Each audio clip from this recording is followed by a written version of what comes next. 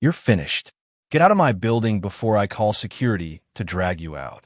Vivian Cross dropped the visitor badge onto the marble floor at his feet, and the sound of plastic hitting stone was the only sound left in a lobby that had, a moment earlier, been full of quiet, ordinary noise.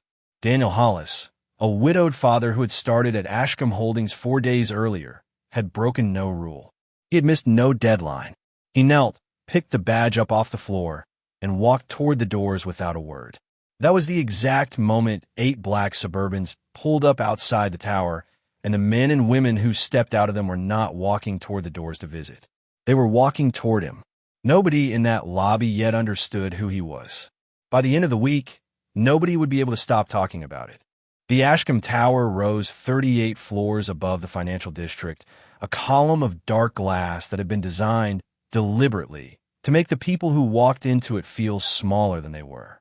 On the morning Daniel arrived for his first week, he came in through the employee entrance with the rest of the new intake, wearing a charcoal coat that had been mended twice at the elbow and carrying a canvas satchel with a strap he'd stitched back together himself. Nothing about him invited a second look. He signed the intake sheet, clipped on the temporary badge he was handed, and stood in line with the unhurried patience of a man who had long ago stopped needing to be noticed. No one glancing at him would have guessed that he had spent the better part of 6 years running a company 3 times the size of this one, almost entirely from behind paperwork and proxies, never once showing his face at a shareholder meeting if he could help it. The truth was less dramatic than the story that would eventually be told about it. Daniel held the controlling interest in Ashcombe Holdings.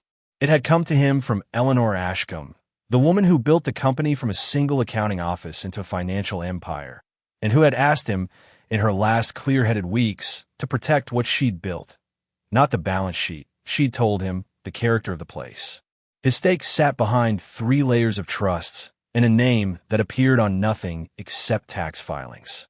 The man at the front desk who processed his intake form had no way of connecting D. Hollis to anyone who mattered. For years, Daniel had governed the company the way a man governs from a great distance, through memos, through quarterly calls, through numbers that told him what the business was doing, but nothing about what it had become. He didn't trust the numbers to tell him whether the place still had the spine Eleanor had built it on. So he'd done the thing his lawyers had begged him not to do. He filed an ordinary application under a name that meant nothing to anyone, put on a coat that had seen 4 winters, and walked in as the newest and least important person in the building. What he found there was being run, day to day, by a woman named Vivian Cross. Vivian was 34 and had been CEO for 2 of them. She moved through the office floors the way a blade moves through paper, fast, clean, and without any interest in what got left behind. People respected her the way people respect weather, not because they admired it, but because it was pointless to argue with.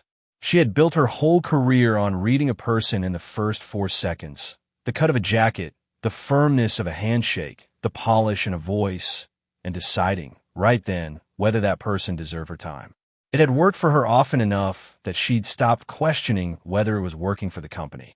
Daniel noticed her before she noticed him. He watched how a room rearranged itself the instant she walked into it, how people's voices dropped half a register, how what looked like respect was, if you watched closely enough, mostly fear wearing respect's clothes. He said nothing about it. He took his assigned seat, opened the laptop he'd been issued, and did the filing work he'd been given.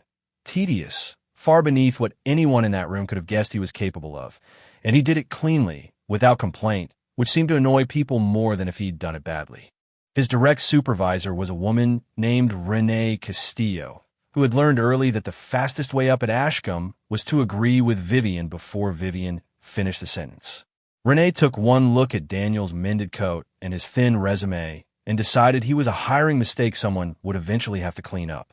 She handed him the assignments nobody wanted, corrected mistakes he hadn't made, and made sure her commentary about his fit carried far enough for the desks around them to hear. A couple of the newer analysts, eager to be seen agreeing with the right person, joined in. They laughed about the stitching on his bag. They asked him, smiling, if he'd taken a wrong turn looking for the building next door. Daniel let it pass over him without much reaction. He had spent enough years being underestimated to know that patience, In the eyes of people who have never had to practice any, looks a great deal like weakness. He answered their jokes with courtesy and their contempt with more work, and every evening he left the building the same quiet way he'd come in. What he was actually doing, nobody guessed. He was taking the company's temperature, one day at a time, and what he kept finding underneath the polish was a coldness he didn't like. It held that way for the better part of a week. Then, on a Thursday morning, when a deal had fallen through overnight and somebody was going to answer for it, though not the person who'd actually mishandled it, Vivian came through the analyst floor with two assistants trailing behind her, scanning faces the way a customs agent scans a line of passports. Most of the floor found something urgent to look busy with. Daniel kept working, unbothered, and it was precisely that stillness that caught Vivian's eye and, for reasons she couldn't have explained, irritated her. "Who is this?" she said, not to Daniel, but past him, the way you'd ask about a piece of furniture that had been moved somewhere it didn't belong.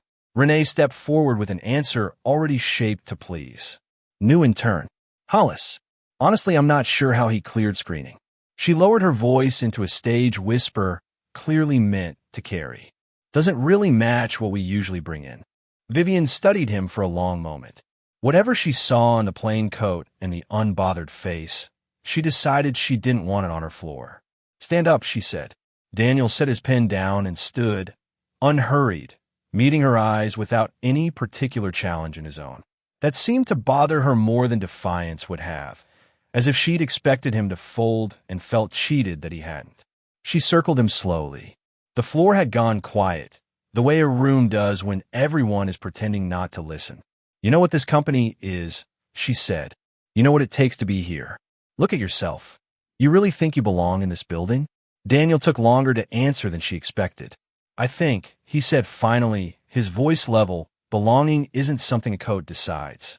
A small ripple went through the room and died just as fast.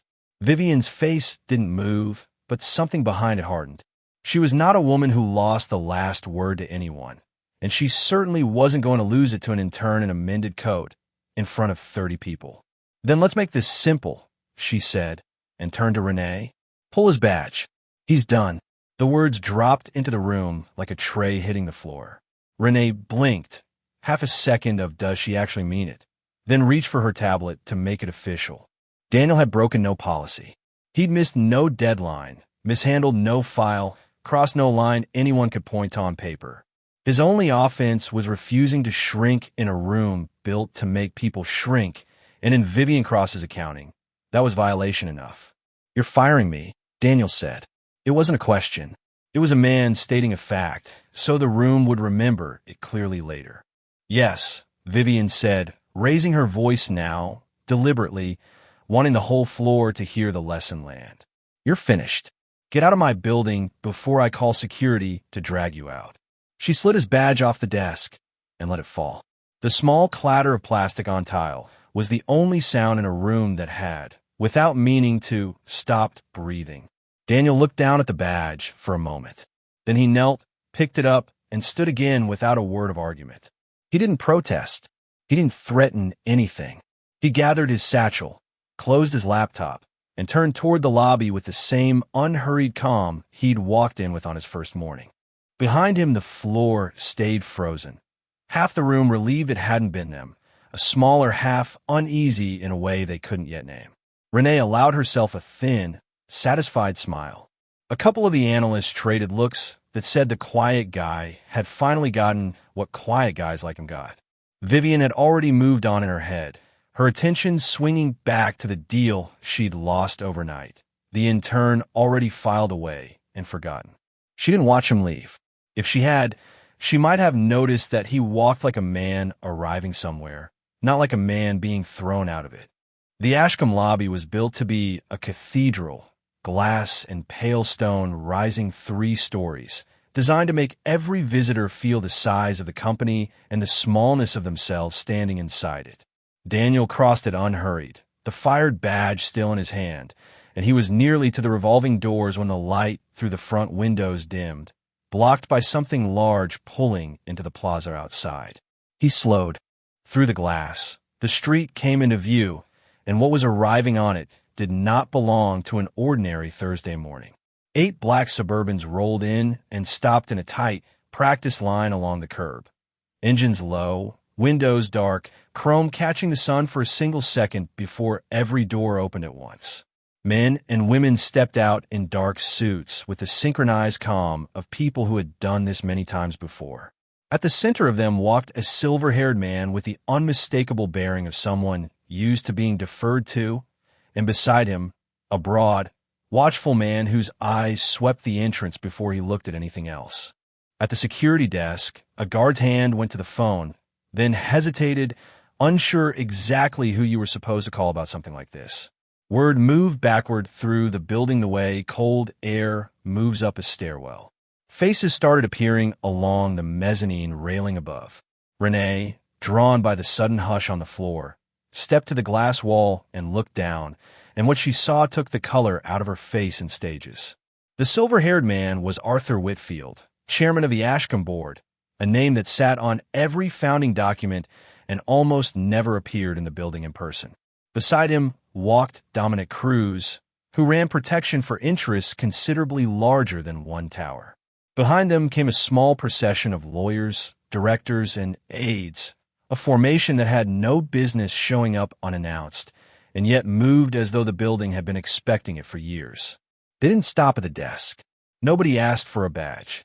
Arthur Whitfield crossed the lobby with his eyes fixed on the quiet man in the gray coat, and the closer he got, the more his expression shifted from urgency into something closer to relief. Daniel turned to meet him, the badge still resting in his open palm. And for a moment, the two men simply looked at each other across the marble while 100 people tried to understand what they were watching. "Sir," Arthur said. And then, in front of the entire lobby, the chairman of the board bowed his head. Small, unmistakable, the kind of gesture a man only makes toward someone he answers to. Behind him, one by one, the directors and the security team followed, heads dipping in a wave that moved back through the whole group. "We came the moment we heard," Arthur said, his voice pitched low but clear in the silence. "This should never have happened. Not to you. Not in this building." The word "sir" traveled up through the tower like a current through wire. On the mezzanine, Renee's hand found a railing and gripped it. The analysts who'd laughed about the stitch satchel went very still, the laughter dying somewhere in their throats. And above them all, drawn out of a conference room by noise she hadn't authorized, Vivian Cross stepped to the railing and looked down at her own lobby. She saw the 8 vehicles at the curb. She saw the chairman of her board, a man she'd met maybe twice, bowing his silver head. She saw the ring of dark suits, the lawyers, the security detail. And at the center of it, she saw the intern she'd thrown out 10 minutes earlier, standing calm and unbowed, holding the badge she'd let fall to the floor. The picture didn't make sense to her. And then, slowly, sickeningly, it started to. Arthur straightened and gestured toward the doors, toward the waiting cars, deferring entirely to Daniel on where he wanted to go and what he wanted to do next. Dominic Cruz took up position half a step behind and to the side, the practiced instinct of a man guarding something he considered irreplaceable. Daniel glanced once more at the plastic badge in his hand, the small rectangle that had named him nothing at all. Then he looked up, past the whole procession, until he found Vivian's eyes at the railing above. He didn't smile. He didn't gloat. He simply held her gaze for a long moment and let her read, in his face, everything she had failed to read that morning. Vivian felt the floor of her certainty tilt underneath her. The man she dismissed in the space of one conversation wasn't a hiring error. He wasn't beneath the company's standards. She was beginning to understand, the entire reason the company's standards existed in the first place. Below her, Arthur said a few quiet words, and Daniel gave a small nod. The procession turned, unhurried, back toward the doors, closing around him the way an honor guard closes around someone it's been sent to protect. He didn't look back up at the tower.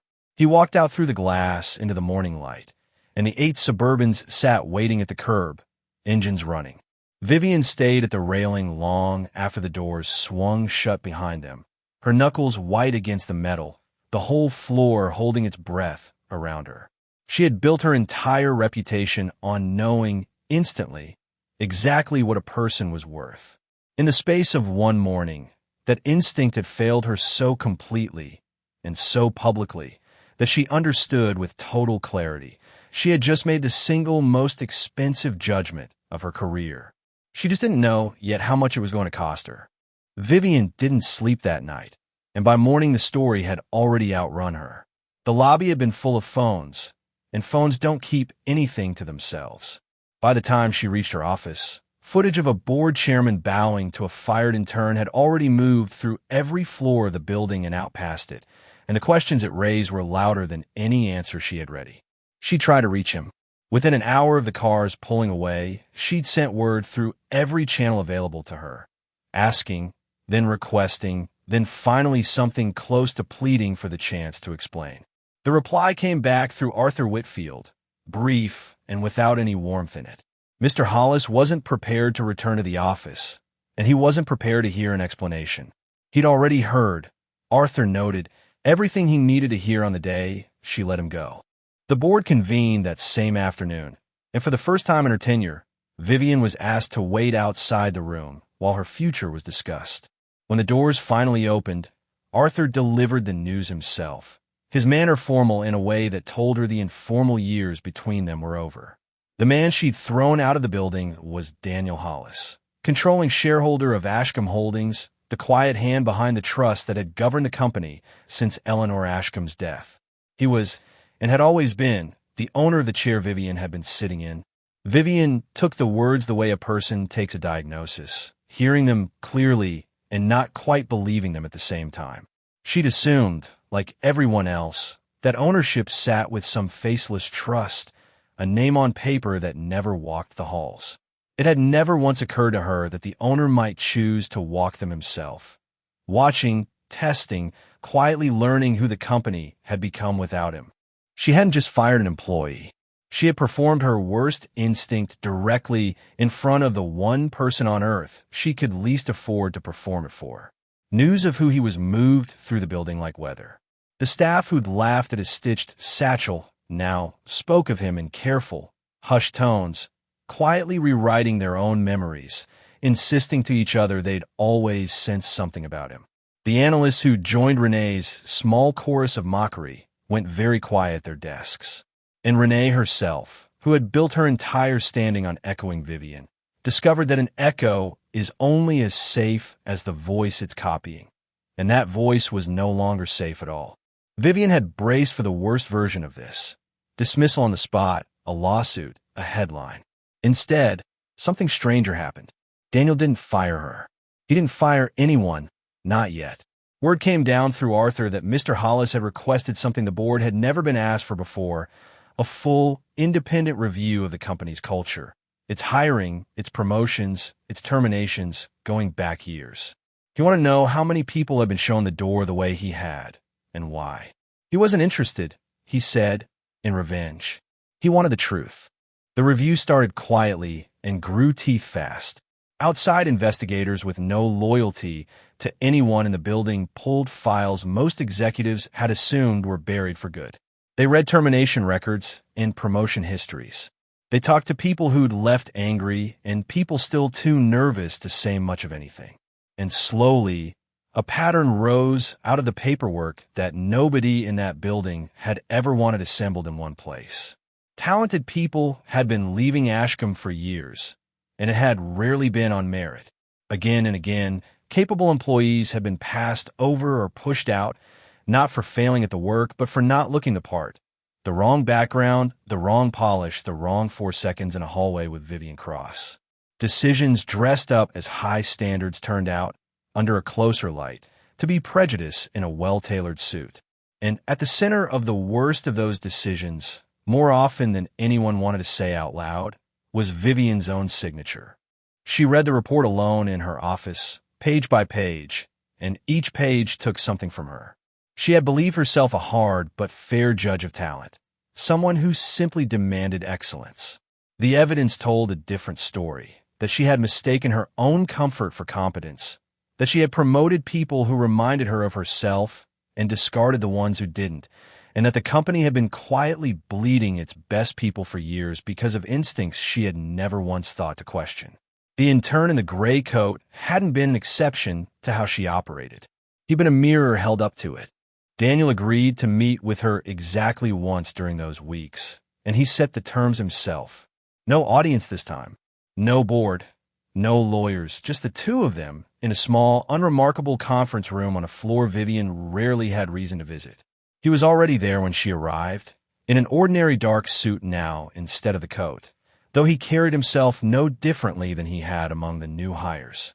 "You could have told me who you were," Vivian said, because it was the thing she'd rehearsed and the thing that felt least like surrender. Daniel considered her across the table without any heat in his expression. "If I told you," he said, "you would have shown me the person you thought I wanted to see. I didn't come here to meet that person. I came to meet the one who fires a man for standing up straight in a worn coat." The words landed quietly and went in deep, and Vivian had no argument ready for a charge that was simply true. He told her, then, what he'd actually come looking for.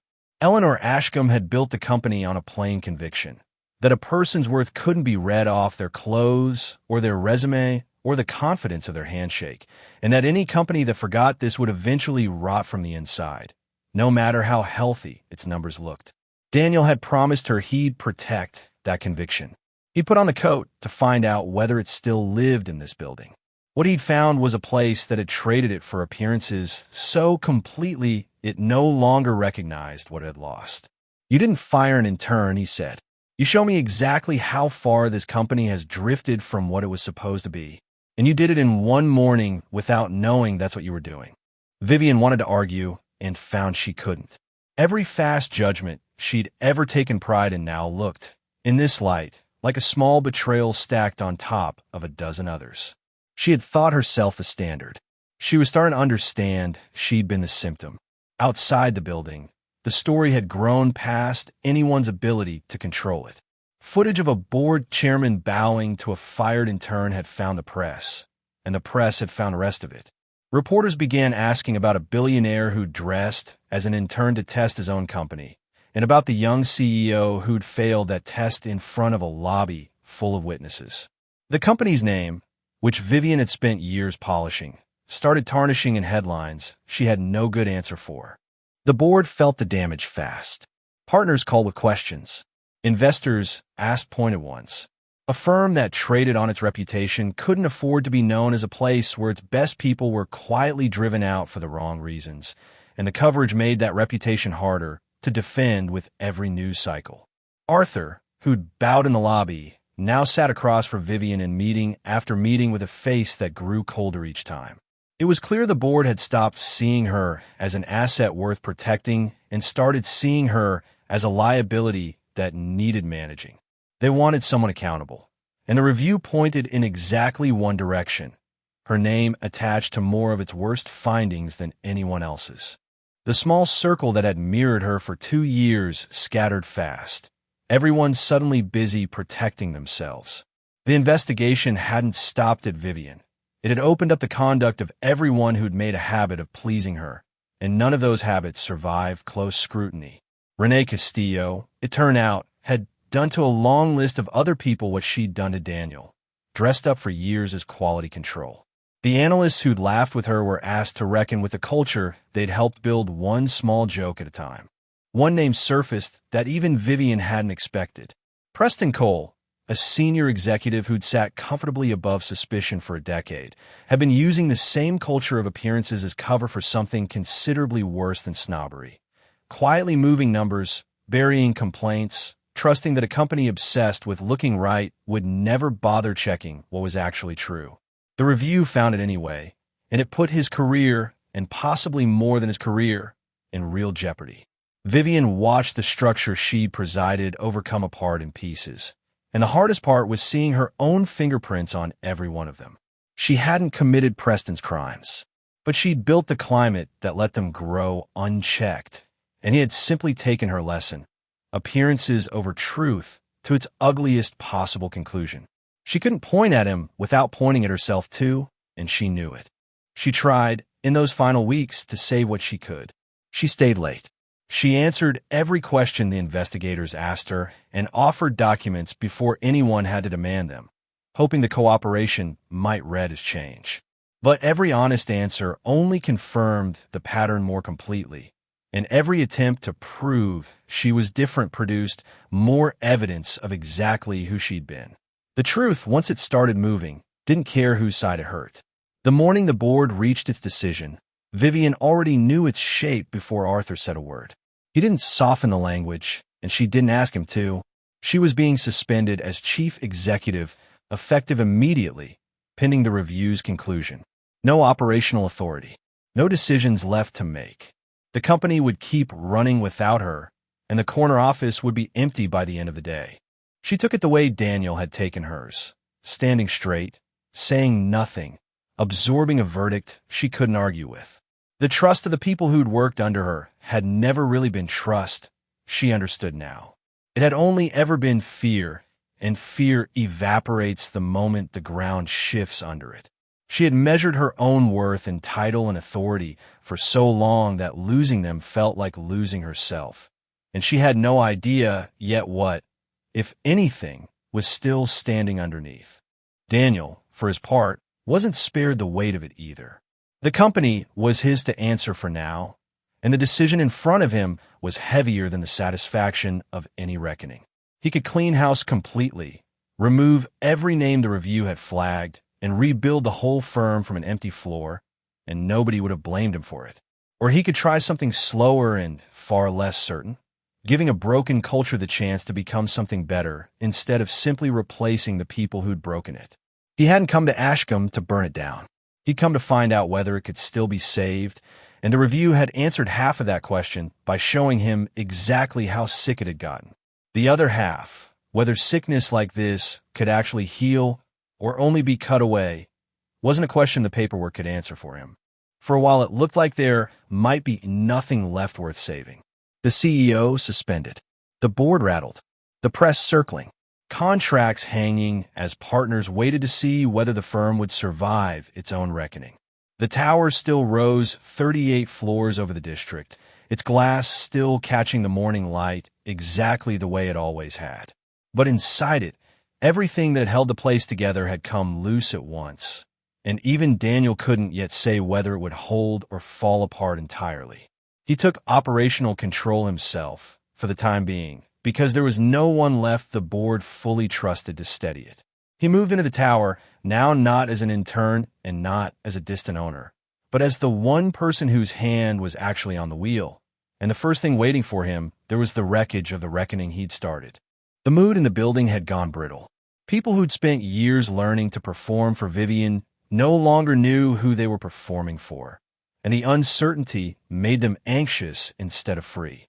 Partners who'd signed on for Ashcombe's stability were watching the headlines and quietly reconsidering.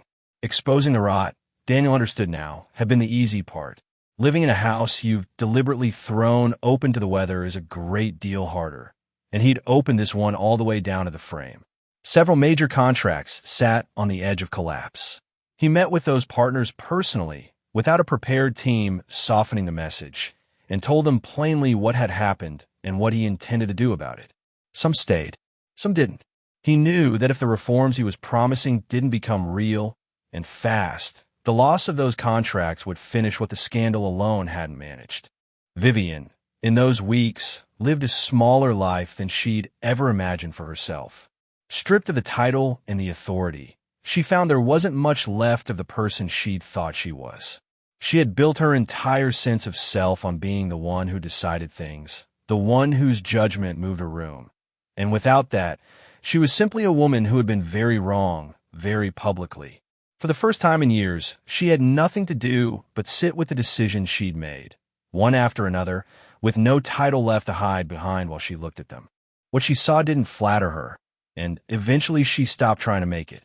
She traced the line all the way back, from her earliest promotions, when she'd first learned that confidence read as competence, and that people who looked like her moved faster, straight through to the morning she'd thrown a man out of the building for standing up straight in a worn coat.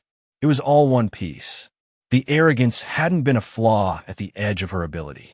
It had been threaded straight through the middle of it, and it had cost the company its best people for years while she called it high standards. That was the part she couldn't forgive easily. She hadn't just failed upward in her own career. She'd built a machine that quietly failed other people downward, one dismissal at a time, and she'd felt righteous doing it. No suspension could match the weight of sitting with that. Daniel, meanwhile, began the slow work of rebuilding before he was even sure it could be done. He tore out the assumptions that had shaped hiring and promotion for years and replaced them with something closer to what Eleanor would have recognized, a plain insistence that people be measured by what they could actually do, not by the cut of jacket or the firmness of a handshake. He said it in meetings, and then he backed it up in decisions, and the gap between saying and doing was watched closely by a staff that had learned, the hard way, not to trust fine words on their own. He brought back some of the people who'd been pushed out unfairly, the ones he could find, and who were willing to return. He promoted quietly capable employees who'd been overlooked for years for lacking polish, and he made sure everyone understood exactly why. It wasn't charity. It was the simple fact that the company had been throwing away the talent it needed most, and correcting the injustice and saving the business turned out, in the end, to be the same act seen from two different angles. Preston Cole didn't survive the reckoning, and nobody expected him to. Renee Castillo was gone too, though her exit was quieter. Years of cruelty dressed up as rigor didn't hold up once it was laid out in full. The analysts who joined her weren't all dismissed, but they were made to sit with what they'd taken part in, and the culture that had rewarded them for it was dismantled around them. It became clear, quickly, that mocking a man for a stitch bag was no longer a safe way to get ahead at Ashcombe. Through all of it, Vivian waited, unsure whether there was any place left for her in the company at all. She'd cooperated fully with the review, offered documents before they were demanded, answered every question, and she'd done it without expecting it to save her job, because she no longer believed her job was the thing worth saving. What she wanted, she realized, was something harder and far less certain. To become the kind of leader she'd never actually been. She didn't know if she'd ever get the chance to try. The chance, when it came, arrived in a shape she hadn't expected.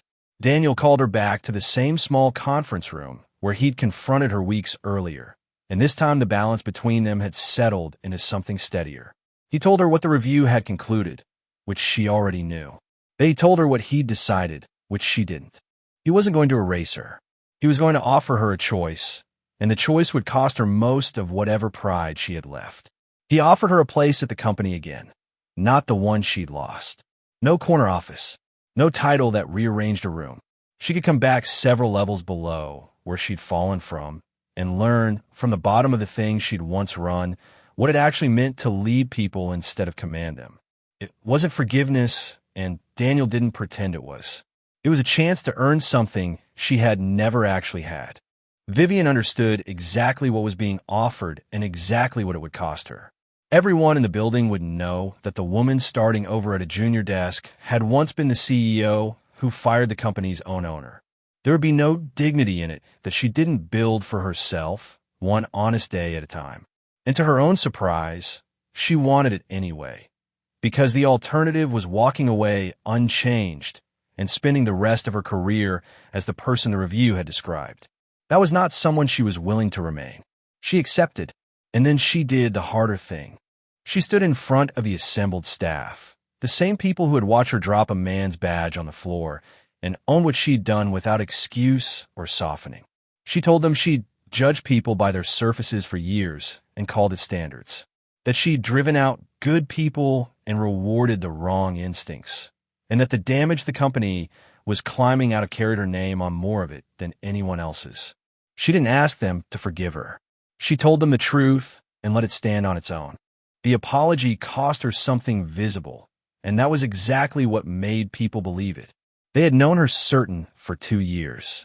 Now they saw her without the armor of certainty, admitting in front of everyone that she'd been wrong at the very center of who she was. It didn't undo the harm. Some of the people she'd wronged were long gone and weren't coming back for a speech. But it broke something loose in the building, a kind of honesty that had been missing for years, and the culture began, unevenly, to heal in its wake. Ashcombe didn't recover all at once, but it recovered.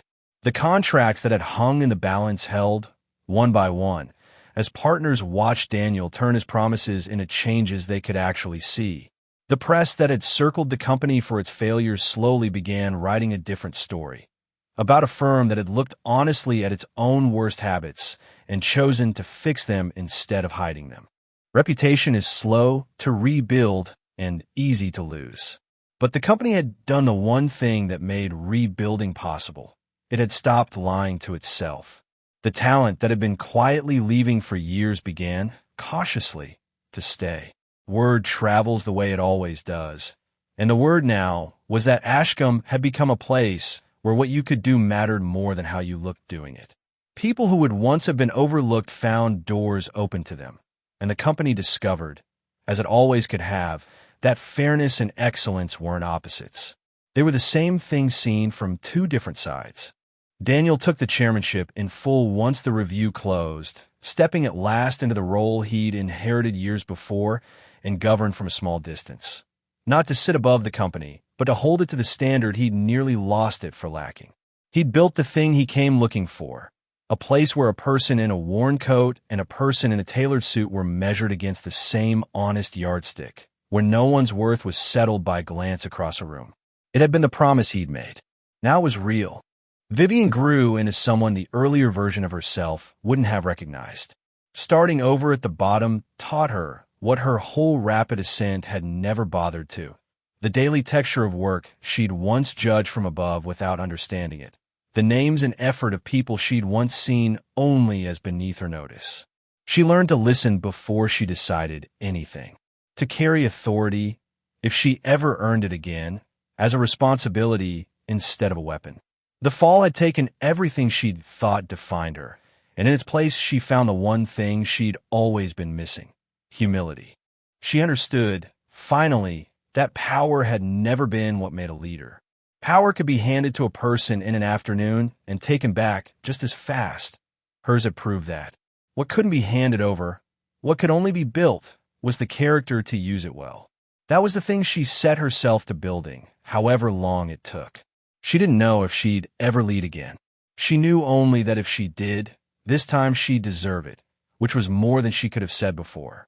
Daniel watched her change from a distance and didn't interfere because the change was only worth anything if it was hers. He hadn't rebuilt the company to punish the people who'd broken it, and he hadn't spared Vivian out of softness. He'd done both for the same reason he'd put on the gray coat in the first place, because he believed that what a place values and how it treats the person it thinks matters least decides everything about what that place will eventually become. He had staked the company on that belief, and the company had survived long enough to prove him right. The lesson underneath all of it sat plainly the way the best ones do. A person's worth can't be read off their clothes, their title, or the circumstances you happen to catch them in the first time you meet them. Anyone who thinks it can will eventually judge wrong, at a cost they never saw coming. The respect a person offers to someone who can do nothing for them is the truest measure there is of who they actually are. Vivian had learned it the hardest way possible, by losing everything to the lack of it, and by clawing back not her title, but her character in its place. The Ashcombe Tower still stood 38 floors over the financial district, its glass still catching the morning light the way it had on the day a quiet man in a worn coat first walked in through the side entrance. But the company inside, it was not the same company anymore, and neither were the people who filled it. They had all learned, in the end, that the smallest person in the room might be the one who matters most, and that the way you treat him when you think he's nothing doesn't just reveal your character. Sometimes it decides your entire future.